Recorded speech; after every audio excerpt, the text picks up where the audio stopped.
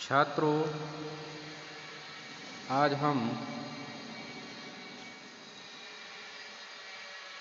आचार्य हजारी प्रसाद द्विवेदी जी द्वारा लिखित कुटज नामक निबंध की चर्चा करेंगे।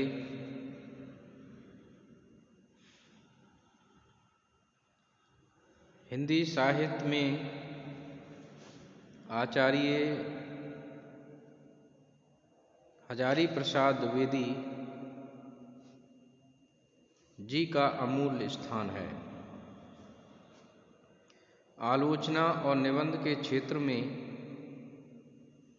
आचार्य हजारी प्रसाद द्विवेदी जी का नाम विशेष रूप से लिया जाता है। हिंदी निबंधकारों में आचार्य हजारी प्रसाद द्विवेदी का महत्वपूर्ण स्थान है। उन्होंने अनेक प्रकार के ललित निबंध लिखे हैं, जिनमें से कुटज नामक निबंध महत्वपूर्ण निबंधों में शुमार है। लेखक ने कुटज वृक्ष के बारे में महत्वपूर्ण जानकारियाँ देते हुए जीवन के विभिन्न पक्षों पर प्रकाश डाला है। कुटज अपराजेय, जिजीविषा एवं स्वाभिमान का प्रतीक है। इस निबंध को हम निम्नलिखित बिंदुओं के आधार पर समझ सकते हैं। पहला बिंदु है कुटज का उत्पत्ति स्थान। इसके अंतर्गत हम ये जानने का प्रयास करेंगे कि कुटज का उत्पत्ति स्थान कहाँ है, ये कहाँ पर उत्पन्न होता है।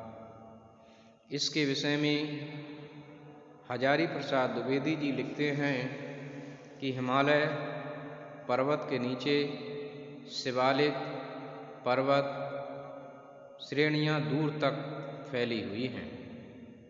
ये पर्वत श्रेणियाँ नीरस, सूखी एवं पेड़ पौधों से रहित हैं।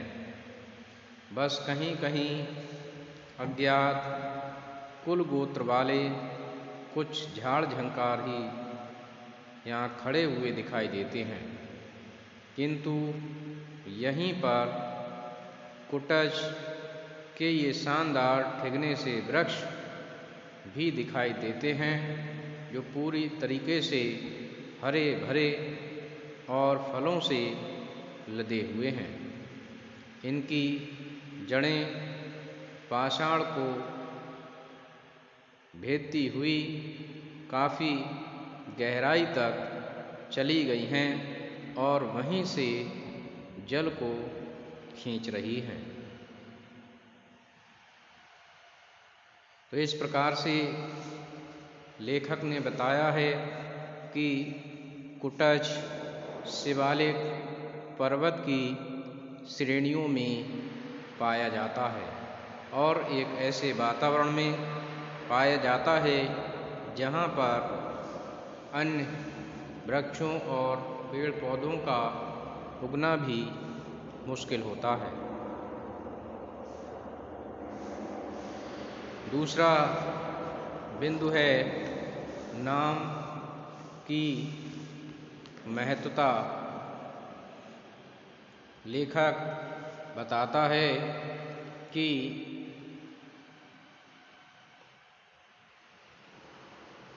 इन वृक्षों के नाम द्विवेदी जी के ध्यान से उतर गए। आगे लिखते हैं कि नाम के लिए उनका मन छटपटा रहा, क्योंकि बिना नाम के पहचान अधूरी है। रूप सामने है पर नाम गुम हो गया, इसलिए इन्हें पहचानने में कठिनाई हो रही है। पर लेखक मन में ये प्रश्न करता है कि नाम बड़ा या रूप। लेखक सोचता है, क्यों ना मैं इसे कोई नाम दे दूं। मन नहीं मानता। नाम को सामाजिक स्वीकृति मिली होती है, इसलिए वह व्यक्ति या वस्तु की पहचान बन जाता है। नाम समाज द्वारा प्रमाणित है, उस पर समाज की मुहर लगी होती है। व्यक्ति का रूप सत्य है, पर नाम समाज में सत्य है। लेखक नाम के महत्व को भी दर्शा रहा है कि इस वृक्ष के नाम के लिए व्याकुल है जो समाज ने इसे दिया है। नाम के महत्व को भी लेखक स्वीकार करता है। साहित्य में कुटज का वर्णन निबंधकार द्विवेदी जी लिखते हैं कि साहित्य में कुटज का अनेक सा कुटज का वर्णन हुआ है। संस्कृत साहित्य और हिंदी साहित्य में भी इसका वर्णन देखने को मिलता है। द्विवेदी जी ने महाकवि कालिदास के मेघदूत और हिंदी के कवि रहीमदास का वर्णन विशेष रूप से इस विषय में किया है। कालिदास जी के मेघदूतम में इसका वर्णन आया है। विरह से व्याकुल यक्ष ने मेघ को दूत बनाकर उसकी प्रार्थना करते हुए कुटज के फूल ही उसको समर्पित किए। उसके बाद कुटज शब्द पर चिंतन। आचार्य हजारी प्रसाद द्विवेदी जी ने इस शब्द पर विशेष रूप से चिंतन किया है। उन्होंने बताया है कि कुटज के दो अर्थ होते हैं, घड़ा और घर। घड़े से उत्पन्न होने के कारण अगस्त्य मुनि को कुटज कहा जाता है। संस्कृत में कुटहारिका और कुटकारिका शब्द दासी के लिए प्रयुक्त होते हैं। ऐसा लगता है कि संभवतः अगस्त्य मुनि भी ऐसी ही किसी कुटकारिका या दासी के पुत्र होंगे, इसीलिए उन्हें कुटज कहा जाता है। कुट का अर्थ घर भी होता है, इसी से कुटिया या कुटीर शब्द बने हैं।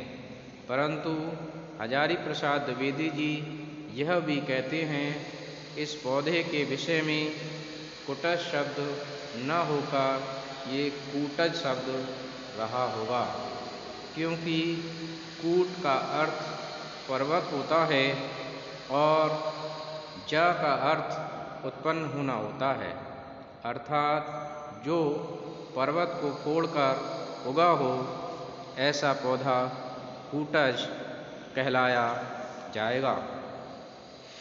इसलिए कूटज शब्द सही और सार्थक सिद्ध होता है, परंतु चलन में कूटज शब्द ही रहा। इसके बाद अब हम देखते हैं अपराजेय जिजीविषा का प्रतीक। कूटज हमें अपराजेय जिजीविषा का प्रतीक के रूप में प्रस्तुत हुआ है। भीषण गर्मी में भी ये हरा भरा और फूलों से लदा रहता है। कहने का आशय है कि विषम परिस्थितियों में भी वह अपने अस्तित्व को बनाए हुए है। उसी प्रकार से व्यक्ति को भी जीवन में प्रतिकूल परिस्थितियां आने पर भी अपने विवेक और शक्ति के बल पर अपने अस्तित्व को बनाए रखना चाहिए।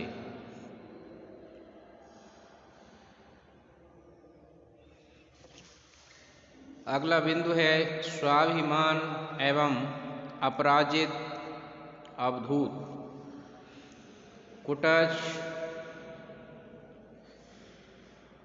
में अद्भुत जीवन शक्ति होती है। वह हमें जीने की कला सिखाती है और मन में स्वाभिमान भी पैदा करती है।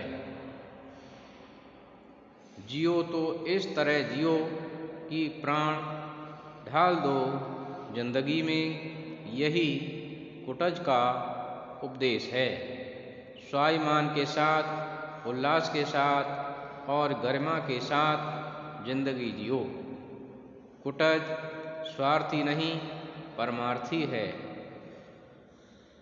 उसने अपने मन को वश में कर लिया, इसलिए लोभ लालच से परे है। मनुष्य को भी उसी की भांति दुर्गुणों से दूर रहना चाहिए, लोभ लालच नहीं करना चाहिए और स्वाभिमान के साथ अपना जीवन व्यतीत करना चाहिए। इस प्रकार से आचार्य हजारी प्रसाद द्विवेदी जी ने कूटज के माध्यम से हमें जीवन जीने की कला के विषय में समझाया है। मैं समझता हूँ छात्रों आपने इसको समझा होगा। धन्यवाद।